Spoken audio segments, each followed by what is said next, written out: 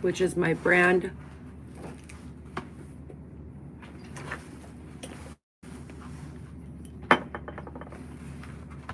I'm doing multiple things. Task just ended.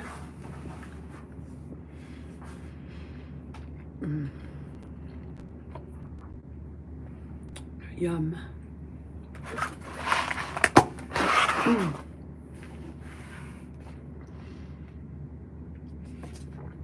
So I just finished West Care. Now I want to give you guys some updates because for my own, well-being, as well as for the record. If you go over to my Instagram, the Instagram that I have right now, and this is not because I closed my Instagrams or because I have sold them, although I have in the past built Instagrams with regards to actual business endeavors.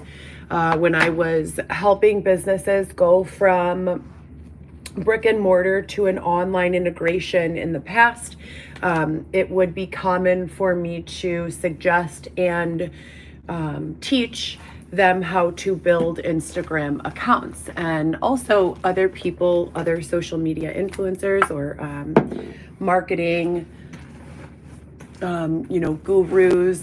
In 2024, I've commonly taught these people that as part of a marketing package that you offer to a brick and mortar business making the change to online business, part of that should be an online integration that comes with pre-built, pre-populated pages that already get organic growth. Organic growth and organic reach, more importantly. And what that means is that these businesses require attention. As we know, attention is the currency nowadays for sales, because people are so frequently, easily, and accessibly reaching audiences with their products for sale. That means that every single tiny little business has a lot better opportunity and access, more similar to large corporations than ever before. And so in order to succeed in this line of work, it's very important that you understand that attention to your brand is the way that you make online sales. If no one knows your brand is there, how can they purchase your product, right? So GoPro Solo was something I came up with in 2015 after I switched my career path from the healthcare field. I was the administrator for an endocrine practice, as well as a rheumatology practice with multiple doctors. I worked side by side with some of the most prestigious physicians that they make. Shout out to those doctors, you know who you are. Dr. Renee Aronson, Carly Scamra, Linda Maletti, and Jolly Gopal, Dr. Alan Shepard, Dr. Karen Nimagata, Dr. Elizabeth Grossman, Dr. Lee in Plastic Surgery, and many, many more. So Dr. Susan Burke, Dr. Walter Stoller, Melissa Sujak, the nutritionist. So many, many doctors. I hope all of you are doing well, and thank you all for everything that you've taught me. When I left there, my life took a big turn, and I began being extorted by someone who worked with law enforcement. His name is David Shepard. Shout out to David Shepard, who is still going through a lot of fallout and blowback himself regarding that situation. Now, don't mind me, I'm getting ready. This is the time that I do my task meeting, my West Care meeting, which in my opinion is incredibly unneeded and frivolous, but I'm not the judge. So in 2015, I began working as an eye doctor office manager at an eye doctor. Shout out to Dr. Najam, Dr. Lewis. Hope you guys are doing well. Thank you for what you've taught me. I was working there, and I was working in a bottle service capacity on the weekends. I was a single mother with 3 children. who lived with me 5 out of 7 days a week, and I had very little support with regards to babysitting. My significant others, their fathers at the time, had a lot of support.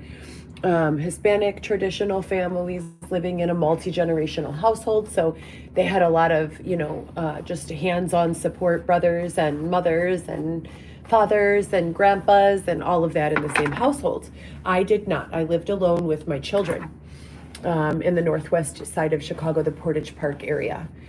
And now, when I made the switch in 2015 to bottle service, I did not know that very, very quickly into my career, I would be exposed to some people who were under investigation. I found this out because in a curated effort, I was pulled out of a vehicle where I was driving with my mother-in-law at the time, and David Shepard was the officer, or detective rather, who pulled me out of the vehicle. He did so in a way that was incredibly scary and like a movie. He pulled up in a caravan of sedans and SUVs, tinted windows, looking like something out of a movie, looking like a motorcade for the president. He brought me to a black hole site, which is what I refer to as the site of investigation that I was taken. It is not a police station and it is unmarked. So I named it myself black hole. That might not be the correct term to name it. While we were there, he exposed me to a letter, an 8x10 ream of letter paper, the standard size letter paper. It comes in a box with like a lid on it.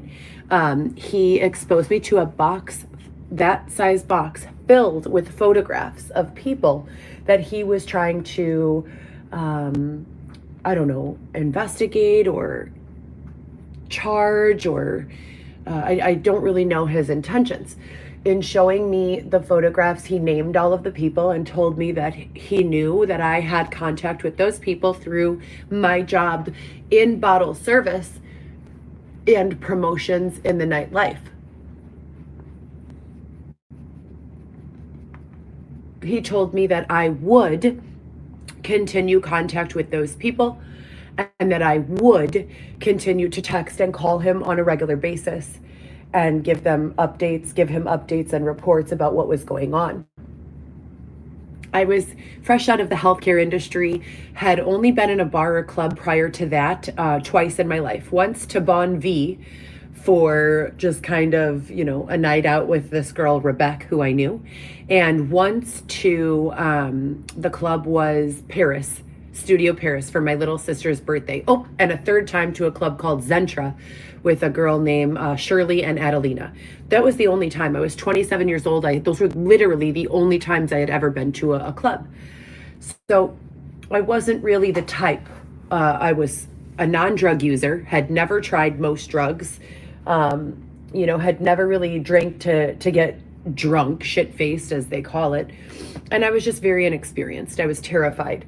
And this man said, you're going to, remain in contact with this group. Now, what sense does that make? I'd like to know. A single mother of 3, with very little experience in the nightlife, coming from a healthcare background, being thrust into the middle of a criminal investigation. Can anyone make any sense of that? Because I still cannot. Well, let's fast forward. That detective told me if I did not comply with him and his request, that he would, quote, see to it that my children were taken away from me. Anyone who knows me will tell you that my children are my everything, the center of my existence and the center of my happiness. If they are unhappy, I am unhappy. If I am unable to tend to or take care of them, I am unhappy. And that's just the way it is and the way it's always been. Now, this detective ultimately forced me, through extortion, to steal a laptop from a person named Jordan Lott. Jordan Lott was dating a man named Dylan Smith, inmate number Y12173, 2015 to 2019 IDOC. This is for the record, you guys, so if you can't follow along, no big deal. I do have a podcast coming out as well. Now, Jordan was a nice girl, to my understanding, but she was being extorted herself and used and abused in investigations regarding drug use. I had to, go and rescue her from several very dangerous situations in which she was ingesting a lot of drugs, probably against her will, maybe some, willingly. But the poison, which is my brand